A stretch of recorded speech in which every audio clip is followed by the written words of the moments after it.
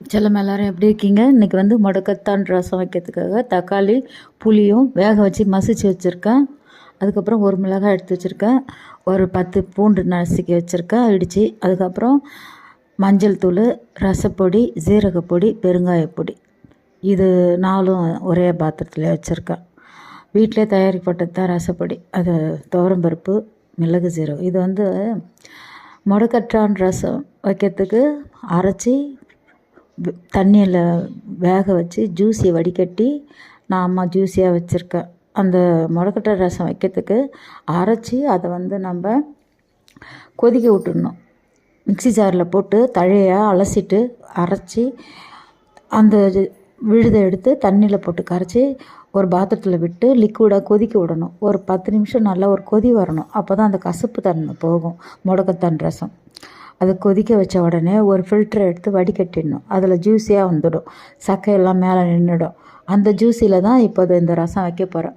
இப்போ வானல் வச்சு கடுகு போட்டு ஒரு மிளகா போட்டுட்டேன், பூண்டு போட்டுட்டேன். இந்த எண்ணெயில் போட்டு பொரிக்கிறேன் அம்மா. பொரிச்சிட்டு அதுக்கப்புறம் எடுத்து வச்சுருக்கிற ரசப்பொடி, ஜீரகப்பொடி, பெருங்காயப்பொடி, மஞ்சள் பொடி இதெல்லாத்தையும் இந்த எண்ணெயில் போட்டு பொரிச்சிக்கலாம். நம்ம பொரிச்சிக்கிட்டு அதுக்கப்புறம் மசித்து வச்சுருக்கேன் அந்த புளியும் ஒரு தக்காளியும் வேக வச்சு மசித்து வச்சுருக்கேன். அதை தான் இதில் விட போகிறேன். விட்டுட்டு அதுக்கப்புறம் எடுத்து வச்சுக்கிற ஜூஸி, அந்த முடக்கத்தான் ஜூஸி எடுத்து அதில் விடணும். அதை விட்டு ஒரு கொதி வந்தால் போதும். ஏற்கனவே முடக்கத்தான் ரசம் வந்து வைக்கிறதுக்கு அது நான் இப்போ வந்து தக்காளி, அந்த புளி மசிச்சு வச்சு கொட்டிட்டேன் அதில். அதுக்கப்புறம் அந்த ஃபில்ட்ரு பண்ணி வச்சுருக்கிற முடக்கத்தான் ரசம் வைக்கிறதுக்கு அதனுடைய சாறு எடுத்துருக்கேன். ஆனால் இதை வந்து கொதிக்க விட்டுருக்கணும். ஏற்கனவே நான் கொதிக்க விட்டுட்டேன். கொதிக்க வச்சு மறுபடியும் இப்போ இதில் விட்டு ஒரு கொதி வந்தால் போதும். ஏன்னா ஃபஸ்ட்டில் இதை தனியாக கொதிக்க வச்சா தான் அந்த கசப்பு தன்மை மாறும். ஆனால் ஃபில்ட்ரு பண்ணிடணும், சக்கையெல்லாம் இருக்கக்கூடாது. அப்போ இது குடிக்கிறதுக்கு நல்லாயிருக்கும். கை கால் வலி என்னான்னு கேட்கும். இது உடம்பு வலி, கை கால் வலி, முட்டி வலி எல்லாத்தையும் இது என்னான்னு கேட்கும்.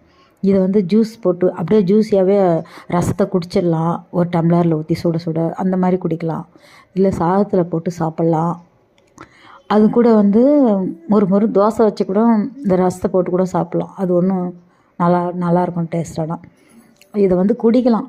இந்த மூட்டு வலி எல்லாமே போகும். இது வந்து வாரத்தில் ஒரு நாள் சாப்பிட்டீங்கன்னா கூட போதும் இந்த ரசம். நீங்களும் அது மாதிரி செஞ்சு சாப்பிட்றீங்களா? அடுத்த வீடியோவில் பார்ப்போம். நம்ம இப்போ ஒரு மூடி போட்டு அம்மா இறக்கிட்டு காட்டுறவங்கக்கிட்ட லைட்டாக தண்ணி விடணும். ஒரு நுரை வர மாதிரி காட்டுதா, அப்போ வந்து கொஞ்சமாக தண்ணி விட்டு இறக்கிடணும். சரியா? உப்புலாம் கரெக்டாக போட்டு இறக்கி சுட சுட சாதத்தில்